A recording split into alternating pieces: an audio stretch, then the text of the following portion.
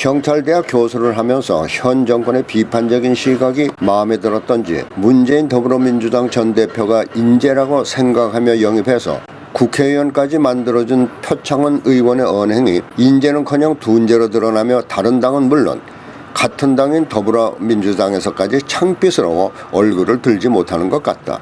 바로 얼마 전에는 뜬금없이 대통령 자격 연령을 65살로 내려야 한다며 무슨 큰 정책 제의나 한 것처럼 큰 소리를 쳤는데, 아마도 문재인 전 대표의 라이벌로 떠오른 반기문 전 유엔 사무총장을 겨냥한 것이겠지만은 그를 이끌어준 문재인 전 대표가 2년 후면 65살이 되는 나이라는 것을 깜빡 잊은 것 같다.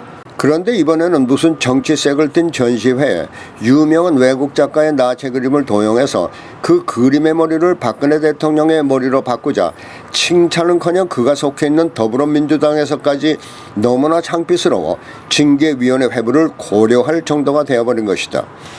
아마도 그림의 원작자가 자신의 그림을 폄하한 것으로 고소를 한다면 외국에서 감옥에라도 가야 할 일이니 둔재가 아니면 이렇게 무식할 정도로 용감할 수가 없을 것이다.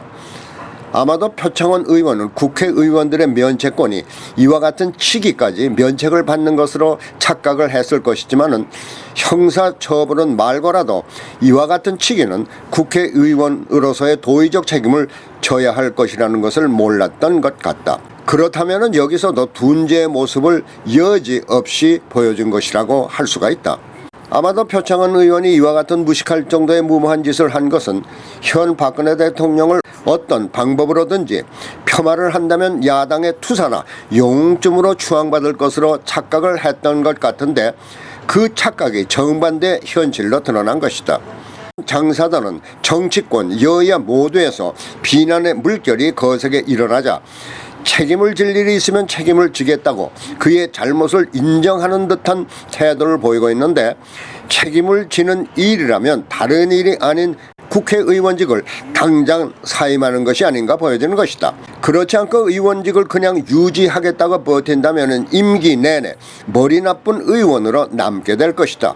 왜냐하면 그는 이미 국회의원으로서의 자격을 상실했기 때문이다.